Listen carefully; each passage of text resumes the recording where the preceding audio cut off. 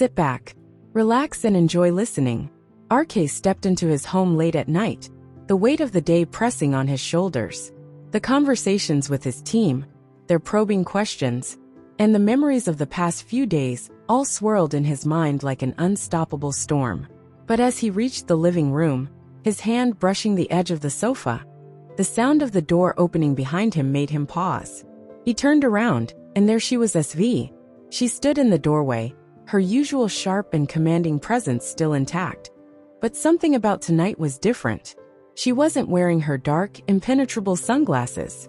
RK could see her eyes, those elusive, guarded windows to her soul that she rarely, if ever, let anyone see. And in that moment everything else faded. The storm in his mind, the questions from his team, the doubts, the frustrations.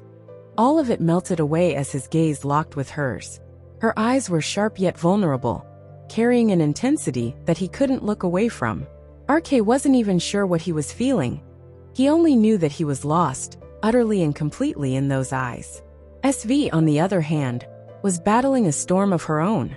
The moment she saw RK, the carefully constructed walls she had been reinforcing for the past 2 days began to crumble. The memories she had been trying so desperately to bury rushed back with a vengeance. The way RK had held her that night, his arms steady and reassuring, the way he had calmed her fears, made her feel safe, and even coaxed her into eating when she had refused. She hated it. She hated that she had been so vulnerable in front of him. She hated that he had seen her at her weakest, something she had never allowed anyone to witness. And now, as he stood there, looking at her with that calm, peaceful expression, it made her anger boil. For RK, however, it was a rare moment of tranquility. The noise in his mind, the chaos that had plagued him all day, seemed to dissolve in her presence. He couldn't explain why or how, but seeing her like this, without her usual armor, without the sunglasses that kept the world at bay, brought him a kind of peace he hadn't felt in days. But SV wasn't at peace. The way RK was staring at her, calm, collected, almost content, it made her restless. No one had ever looked at her like that before. Most people either feared her or hated her, but RK's gaze was different. It wasn't fear, it wasn't hatred. It was something she couldn't name, something that made her want to run. Her chest tightened as her mind replayed the scene from 2 nights ago. She hated that memory, hated how it made her feel. And now, standing in front of RK, seeing that same calmness in his eyes, she felt her anger rise again.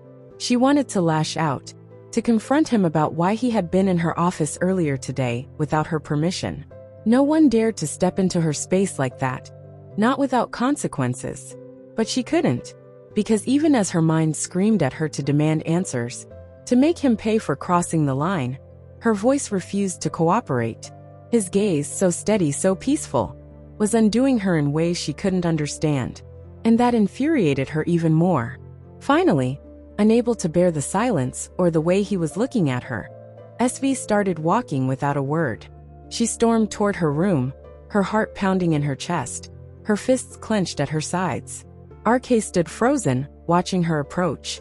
He blinked, his hand tightening slightly on the back of the sofa, as he tried to process what was happening. But he couldn't. All he knew was that, in the brief moments when he had been looking into her eyes, everything else had disappeared. The chaos, the questions, the doubts, it was all gone, replaced by an inexplicable sense of calm. It was strange. He didn't understand it, and yet he didn't want to question it. For the first time in what felt like forever, he felt at peace. As SV passed RK, standing near the entrance, she gave him no glance, no acknowledgement, as if he didn't exist. But as soon as she walked past him, RK reached out and gently held her hand. The world seemed to freeze for a moment. SV stopped abruptly, her body stiffening as a wave of absolute fury surged through her veins. How dare he?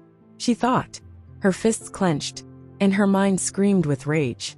Nothing is going to save him this time. After all this, after everything, how does he dare to touch me? But before she could rip her hand free, she turned her head to see his expression. His eyes filled not with defiance or audacity but alarm. Her own eyes darted down to her hand, and that's when she noticed it. Blood. It was dripping down her fingers, staining RK's hand as he held hers tightly. His grip wasn't harsh, it was protective, urgent. Before she could process what was happening, RK let go, and in a flash he was gone. She stood there frozen, watching him rush to a nearby cabinet, pulling out a first aid kit with clumsy but determined hands. When RK returned, opening the kit with urgency, SV's fury reignited. He reached for her hand, his movements quick but gentle. But this time, she snatched her hand back.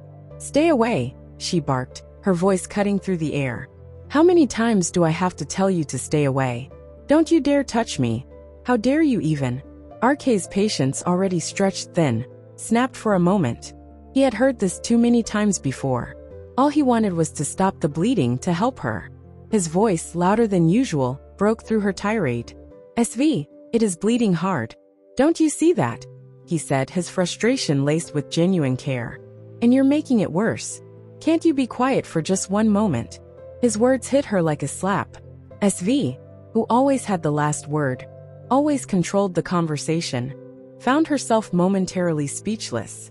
For the first time, someone had spoken to her not with fear, not with anger, but with authority born of concern. As she stood there, processing his words, RK gently took her hand again.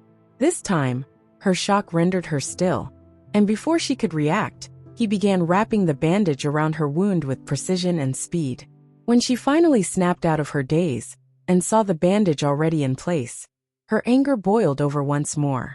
"What do you think you're doing, huh?" she demanded, stepping closer to him, her voice sharp and piercing.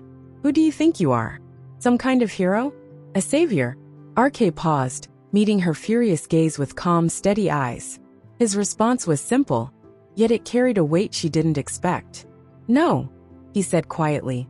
"I'm just a human being." The calmness in his tone only made SV's blood boil more. His composed demeanor was a sharp contrast to her fiery outburst, and it infuriated her. "Shut up," she snapped, her voice trembling with both anger and something she couldn't name. "Just shut up. Don't start your saintly nonsense with me. For your information, you're nothing. No savior, no hero, nothing. You're just someone I don't even want to see. The only thing you bring to my life is pain.